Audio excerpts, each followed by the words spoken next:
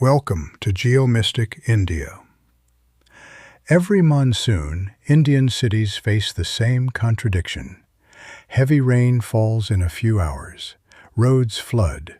Drains overflow. Traffic stops. Homes and shops fill with water. And then, a few months later, many of the same places face water shortage. Tankers arrive. Taps run dry. Groundwater falls. Rain came, but the city failed to hold it. Now travel back thousands of years to the great Rann of Kachchh on the arid island of Kadir. Here stood Dholavira, a Harappan city occupied roughly from 3000 to 1500 BCE. This was not a river-rich settlement. It was built in a dry region supplied by two seasonal streams, Mansar to the north, Manhar to the south. Seasonal streams created a serious challenge. Water arrived for a limited time, then the landscape turned dry again. So the people of Dholavira had to design the city around one question: how do you capture water before it disappears? The answer was not one tank or one well. It was a complete urban system. Archaeologists found fortifications, gateways, a ceremonial ground, residential units, workshop areas, a cemetery complex, drains, reservoirs, and planned streets. The city had major zones: a fortified castle, a bailey, a middle town, and a lower town. This was a planned Bronze Age city, not a random settlement. The most important feature was water storage. A series of reservoirs were built to the east and south of the citadel. Channels and drains helped guide and control water.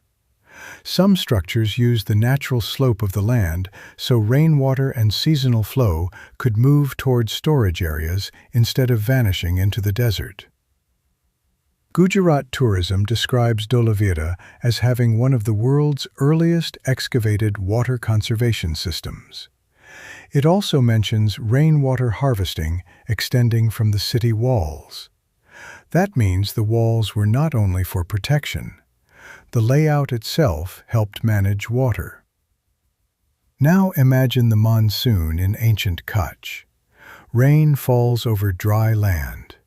Mansar and Manhar begin to flow. Water moves toward the settlement. Dholavira does not let it escape. Channels direct it. Reservoirs store it. Drains control overflow. Stone construction protects the system.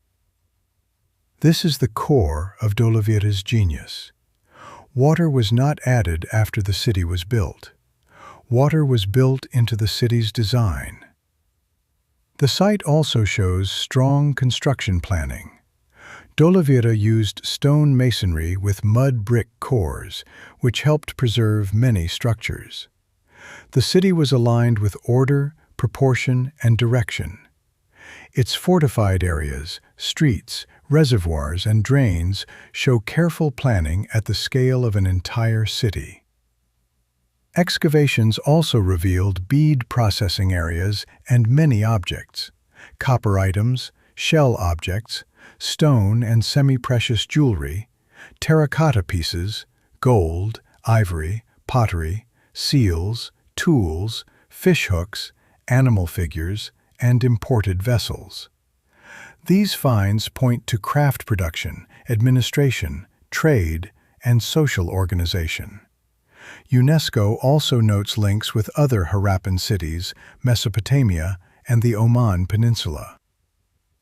Then comes one of the most famous discoveries.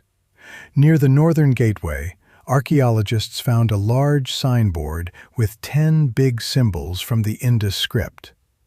The script is still undeciphered, so we can see the sign. We can measure the symbols, but we still cannot fully read the message. Dholavira also had a cemetery complex with different types of cenotaphs. That means the city gives clues not only about engineering, but also about belief, memory, death, and social life in the Harappan world. So what makes Dholavira special?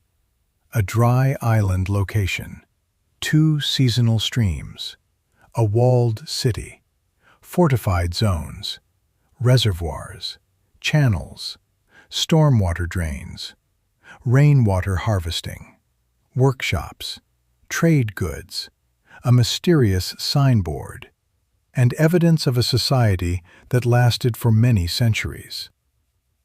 On Geo Mystic India, this is the kind of ancient knowledge worth remembering. Not fantasy, not exaggeration. A city in the desert, a water system built in stone, and a civilization that understood one truth no city can escape.